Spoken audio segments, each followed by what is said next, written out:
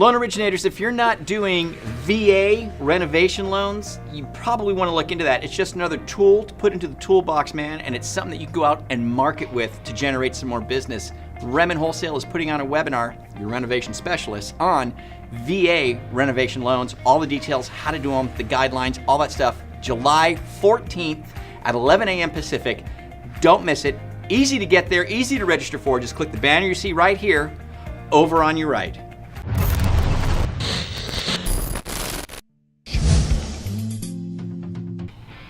So, Frank. Yes. Lots of changes coming from the federal government, more specifically the President of the United States. Let's hear it, Brian. So the Donald is proposing to combine the Department of Labor with the Department of Education, which is a great idea because in the United States today, our elementary schools, did you know that they found a way to make basic arithmetic completely undoable by parents and children alike? There's no spelling words past the 4th grade. What? And nobody reads classic books in high school anymore. Whoa. So that Labor Department is going to come in handy for my kids' generation. When they graduate, they have no idea what the hell is going on. Hilarious. He's also, that being the Donald, proposing to privatize the Postal Service. Yeah. Which also makes a lot of sense. I mean, how can the post office lose money in a world where Amazon exists? Right, and everybody uses it. Yeah, and how is it possible? I mean, how's that possible? I order a case for my iPhone and it comes in a refrigerator box. Right. I mean, that's got to be expensive. Someone's making and money. Hugely profitable. Right. And in the broader sweeping executive reform, the president is also proposing to finally, after a decade, take Fannie Mae and Freddie Mac out of conservatorship.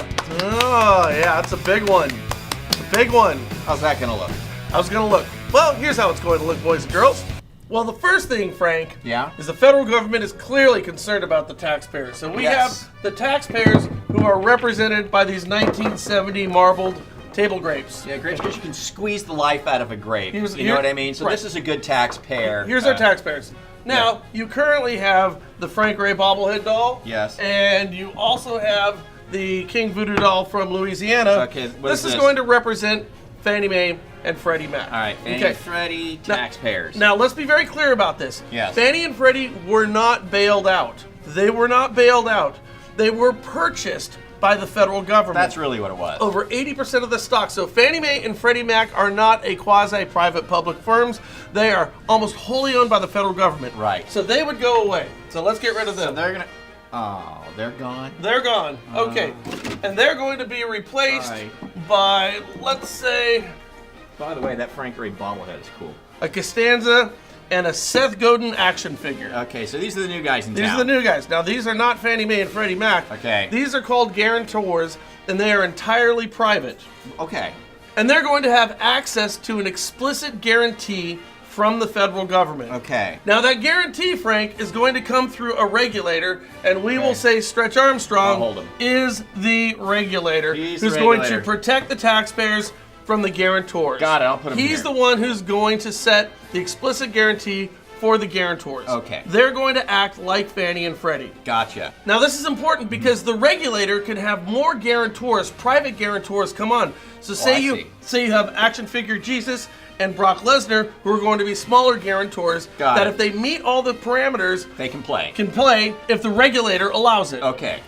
So the guarantors are going to take the loans in like Fannie and Freddie. They're going to be able to package them and sell them off and have the explicit guarantee. Okay. At the same time, the regulator is going to require that the guarantors have their own insurance fund. Okay, so they got to keep some money aside. Yes. These guys. Yeah. And the capital requirements that they're going to be holding, their private funds that they're going to be holding, along with high underwriting standards, are going to be the first line of defense in the event that we have a shift in market and money needs to be paid out. Okay. Only in exigent circumstances is the money that the regulator, which is like our current G fee, that would only be used in exigent, which means really difficult circumstances, and most of the private money from the guarantors has been exhausted. So if there's a problem, it comes out of their pocket first, but if that all runs out, then they can lean on this guy. That's right. And as I said, the regulator is going to have the capital reserve requirements for everybody and set the standard.